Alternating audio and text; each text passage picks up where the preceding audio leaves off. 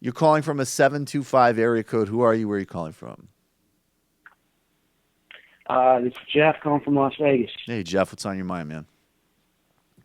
Hey, I remember you guys had a very good joke before the election where Donald Trump's history of stiffing all of his contractors. It's true. Your joke was as if it were a modern innovation where he invented an app that just automatically adjusted all bills down to 1/3 of its original amount, and he kept the rest. Right? That's an Okay. amazing idea. Yeah, sorry.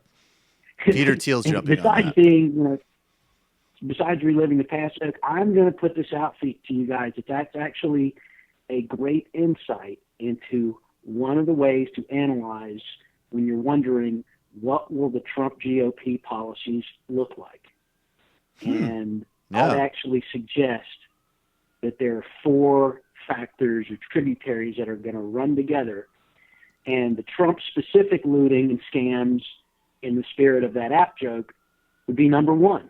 Yes. And number 2, just good old-fashioned 1890s GOP robber baronism, but updated for international scam artists and base gambling. Yes, exactly. 3, nailed it. And not every policy will combine everything, but this is all the flavors that they'll come from. The 3rd is 1890 style Southern single party authoritarianism that they did right after Reconstruction ended, and trying to repeal and destroy everything from the New Deal and after. Yes. And then finally, sometimes hardcore, just backlash Christian fundamentalism of the hardcore right.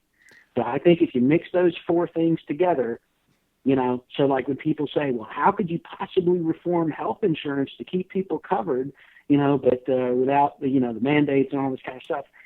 No problem. Just remove insurers from having to pay for medical procedures from poor people, and just do it in such a confusing way that they don't find out about it for a few years, by which time it's too late. They're in tons of debt, and the insurers haven't had to pay out, and the Republicans got their policy changes. If I you think free you yourself up are to think like that.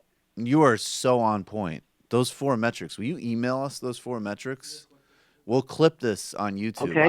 I think you completely nailed it. I think those are kind of like the 4 basic ecosystems. And I think you're right. I think with Trump it's all just and the last 3 are just republicanism. It's just now we have the added flourish of like, well, isn't there like opportunity for a casino in that?